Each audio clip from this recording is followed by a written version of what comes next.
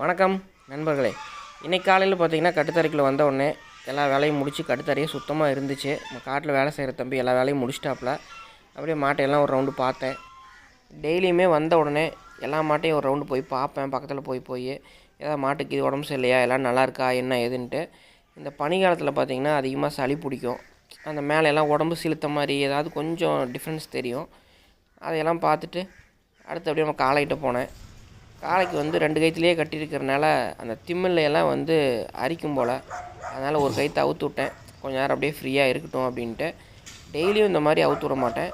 எப்போயாவது நான் ஃப்ரீயாக இருந்தேன், எனக்கு எதுவும் வேலை பெருசாக இல்லை அப்படிங்கும்போது ஒரு கயிற்று அவுத்து விட்டு கொஞ்சம் நேரம் இருப்பேன். அதுவும் கொஞ்சம் ஃப்ரீயாக நிற்கும். மற்ற டைமில் நம்ம ஒரு கயிற்றுல விட்டுட்டு போயிட்டோம்னா திடீர்னு இது பிடுங்கிருச்சுன்னா கம்பியை வேறு யாரும் பக்கத்தில் போய் பிடிக்க முடியாது. அதனால் நான் இருக்கும்போது மட்டும்தான் இந்த மாதிரி பண்ணுவேன். அது பாருங்கள், அவுத்து விட்ட உடனே அதனோடய திமில் எல்லாம் கொம்ப வச்சு நல்லா சுரண்டிகிட்டு இருக்குது. நம்ம ஃப்ரீயாக இருக்கிற டைமில் இந்த மாதிரி பண்ணால் தான் கொஞ்சம் காலையும் நல்லாயிருக்கும். பொங்கல் அப்போ தான் வந்து எல்லாம் கழுவி விட்டோம். இருந்தாலும் ஒரே இடத்துல கட்டிக்கிறதுனால அந்த வாலில் இருந்து அந்த மண் அது இதெல்லாம் மேலே அடித்து சீக்கிரம் குப்பையாயிரும். அதனால் எப்படியும் ஒரு 10 நாளுக்கு ஒரு டைம் வந்து நம்ம கழுவி விட்டோம்னா தான் காலையும் நல்லா ஆரோக்கியமாக இருக்கும், நீட்டாகவும் இருக்கும், என்ன தான் மேட்டில் கட்டியிருந்தோம்னாலும். அதுக்கப்புறம் அசோலா போட்டு விட்டோம். அசோலா போட்ட உடனே கோழிகளை வந்து தின்னுச்சு. இந்த சேவல் வந்து பிடிச்சி கட்டுத்தரைக்குள்ளே உள்ளே போடணும், கூண்டுக்குள்ளே. வேறு ஒரு சேவல் வெளியே விடுறதுக்காக பிடிக்கிறதுக்காக ட்ரை பண்ணும்போது அந்த வீடியோ எடுத்தேன். பிடிக்கிறோன்னு தெரிஞ்சுட்டு ஓடிச்சு. கொஞ்சம் நேரம் கழிச்சு பிடிச்சிக்கலான்ட்டு அதுக்குள்ளே நம்ம ஷெட்டுக்குள்ளார வந்தேன். பழைய வீடியோவிலே காமிச்சிருப்பேன். இந்த வாத்து வந்து அடப்படுத்திருந்தது. அதுக்கு முன்னாடி ஒரு டைம் குஞ்சு பொரிச்சிருந்தது. இப்போ வந்து 3 குஞ்சு பொரிச்சிருக்கு. அந்த குஞ்செல்லாம் பெருசாகிடுச்சு.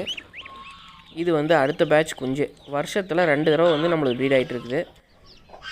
அதுக்கப்புறம் கோழியெல்லாம் முன்னாடியே இறக்கி விட்ட குஞ்சுக்கு இதெல்லாம் எப்படி இருக்குன்னு பார்த்தேன். எதுவும் சளியெல்லாம் பிடிக்காமல் எல்லாமே நல்லாயிருக்கு. அதுவும் அந்த டிங்கரில் வந்து தண்ணி குடிச்சிக்கிறதுனால சுத்தமாகவே இருக்குது, எந்த பிரச்சனையும் கிடையாது. வாத்து கூண்டுக்குள்ளே பார்த்திங்கன்னா ஈரம் இருந்தது. இதில் பாருங்கள், ஈரமே இல்லை. இது பார்த்திங்கன்னா இன்றைக்கி தான் குஞ்சு பொரித்து ஃபஸ்ட்டு இறக்கி விட்ருக்குறேன். இந்த கூண்டு ஃப்ரீயாக தான் இருக்குது அப்படின்ட்டு டேப் அடைச்சி வச்சுருந்தேன். இன்றைக்கி குஞ்சு விட்ட உடனே திறந்து விட்ட உடனே பார்த்தா ஒரு இடம் லீக் ஆகுது. அதை சரி பண்ணணும். அதுக்கப்புறம் பார்த்திங்கன்னா சேவல் வேறு மாற்றிட்டேன். உள்ளே வந்து இந்த சேவலை வந்து கொடுத்து விட்டுட்டு இப்போ வேறு ஒரு கீரி கொண்டு வந்து விட்ருக்குறேன். இது நல்லா சூப்பராக இருந்துச்சு. நல்லா சண்டை வரைக்கும். அப்பப்போ மாற்றிடணும், ஒரே சேவலை போட்டுட்ருக்கக்கூடாது. அதுக்கப்புறம் பார்த்திங்கன்னா வெளியில் வந்தேன்.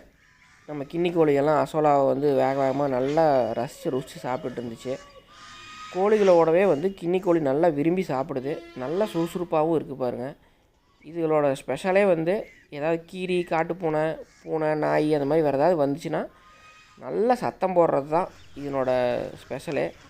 அங்கேயும் இங்கேயும் ஒடியார அப்படியே துருன்னே இருக்கும். எதையாவது கண்ணில் பார்த்துருச்சுன்னா உடனே பயங்கரமாக சத்தம் போட ஆரம்பிச்சிடும். அதுக்காக தான் நம்ம கின்னி கோழி வளர்த்துறது. ஆனால் நம்ம கோழியில் மாதிரி இது பார்த்திங்கன்னா கறி வந்து பெருசாக சதை இருக்காது, எலும்பாக தான் இருக்கும். நம்ம வந்து கறி பர்பஸ்க்காக இதை வளர்த்தலை, ஒரு சேஃப்டிக்காக தான் வளர்த்திட்ருக்குறோம். அதுக்கப்புறம் பார்த்திங்கன்னா வெளியில் இருக்கிற சேவலும் வந்து மாற்றியாச்சு. அந்த கீரி முன்னாடி ஆரம்பத்திலே காமிச்சிருப்பேன். அதை வந்து கொண்டு போய் ரிங்குக்குள்ளே போட்டு இப்போ இந்த வெடை ஒரு 3-4 வெடை ஒரு சேவல் இதெல்லாம் புதுசாக போட்டிருக்குது. நல்ல லைனேஜாக கிடைக்கும்போது வாங்கிடணும். அதுக்கப்புறம் பார்த்திங்கன்னா ஆட்டு ஷெட்டுக்கு வந்தேன். ஆடெல்லாம் குட்டி வந்து இன்னும் பாலுக்கு திறந்து விடல. எப்பயுமே வந்து வழக்கம் போல் நைட்டு வந்து அடைச்சிடுவோம், காலையில் தான் திறந்து விடுவோம். காலையில் பால் குடித்ததுக்கப்புறம் கொஞ்சம் நேரம் தாயாட்டுகளோடு இருந்துட்டு அதுக்கப்புறம் மறுபடியும் வந்து கூண்டுக்குள்ளே அடைச்சிடுவோம். இது பார்த்திங்கன்னா எப்படி ஒரு 2 மாதம் வரைக்கும் இந்த மாதிரி தான் பண்ணுவோம். ஏன்னா குட்டி வந்து எனி டைம் பால் குடிச்சிட்டே இருந்ததுன்னா அதுக்கும் நல்லா வயிறு நம்பாது. இப்போ நம்ம நைட்டே வந்து அடைச்சி வச்சுட்டு இப்போ காலையில் பாருங்கள், எல்லா ஆடுகளுக்கும் மடி பாருங்கள், நல்லா மடி சிறந்து பால் அதிகமாக இருக்கும். குட்டிக்கு வந்து வயிறு நம்ப நல்லா பால் குடிக்கும். அதுக்கப்புறம் அதே மாதிரி வழக்கம் போல் கூண்டுக்குள்ளே பிடிச்சி அடைச்சிடுவோம். சாயங்காலமும் இதேமாரி திறந்து விட்டோம்னா நல்லா வயிறு நம்ப பால் குடிச்சிக்கும். அதுக்காக தான் நம்ம ஆரம்பத்துலேருந்தே வந்து குட்டிகளை தனியாக பிரித்து வச்சுருவோம். ஒரு 1 மணி நேரம் மட்டும்தான் ஆடுகளோட சுற்ற விடுவோம். அதுக்கப்புறம் மறுபடியும் பிடிச்சி அடைச்சி வச்சுருவோம். அதுக்கப்புறம் நான் இருக்கிற ஏரியாவுக்கு வந்தேன். நம்ம ஜில்லு வந்து கன்ஃபார்ம் ஆகிடுச்சு. இப்போ வந்து சினையாக தான் இருக்குது. ஒரு 15 நாளில் குட்டி போட்டுரும். புதுசாக வந்த ப்ரௌனி பாருங்கள், அது நல்லா நம்ம கூட பழகிடுச்சு. பார்த்த உடனே பயங்கர ஆக்டிவாக நல்லா உழைக்கும். அந்த கூண்டுக்குள்ளே இருக்கிற குட்டியும் அதே மாதிரி தான். என்னை பார்த்துருச்சுன்னா பார்த்த உடனே ஏன் தான் இப்படி சவுண்டு விடுன்னே தெரியாது, எல்லா நாய்களும் அவ்வளோ சவுண்டு விடும். காலையில் வந்து பிடிச்சி கட்டும்போது அதே மாதிரி கம்முன்னு சிக்கிக்குது. நம்ம ஃபஸ்ட்டு வச்சுருந்த அந்த கன்னி சிப்பி பாறை ரெண்டும் தான் நான் பிடிச்சா மட்டும்தான் கட்டுறதுக்கு சிக்கும். வேறு யாராவது பிடிச்சாங்கன்னா சிக்காதுங்கிறனால நான் அதை அவுத்துறாமே வச்சுருந்தேன். இதுக்கெல்லாம் வந்து ஒன்றும் பிரச்சனை இல்லை. டாபர்மேன் அவுத்துற மாட்டோம், புள்ளியே அவுத்துற மாட்டேன். அதை ரெண்டையும் அவுத்து விட்டோம்னா கோழிகளை போட்டு தள்ளிடும். அதுக்கப்புறம் பார்த்திங்கன்னா மாடெல்லாம் காட்டுக்கு கொண்டு போகிறதுக்கு தவிடு பருத்தி கொட்டையெல்லாம் போட்டு தண்ணி வச்சோம். எல்லாம் ஒவ்வொன்றா கொண்டு வந்து அந்த தம்பி கட்டிகிட்டு இருந்தாப்புல.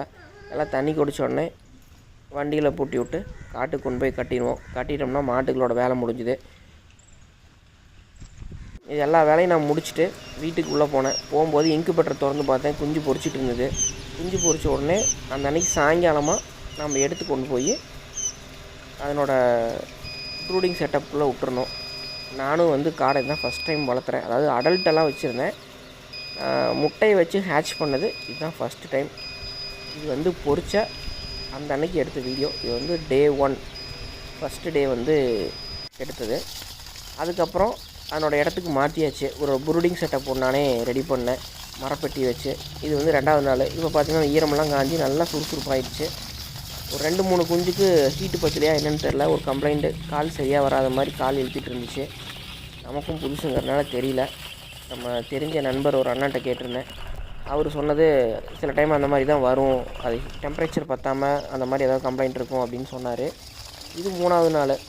இப்போ பார்த்திங்கனாலும் நல்லா கொஞ்சம் சைஸ் வந்த மாதிரியே தெரியுது. காடையை பொறுத்தளவுக்கு ரொம்ப சீக்கிரமாக வளருது. நானும் வளர்த்தி பார்த்துட்டு அதை பற்றி தெரிஞ்சுட்டு உங்களுக்கு நான் தெளிவாக சொல்கிறேன். அவ்வளோதான் நண்பர்களே இந்த வீடியோ. நன்றி.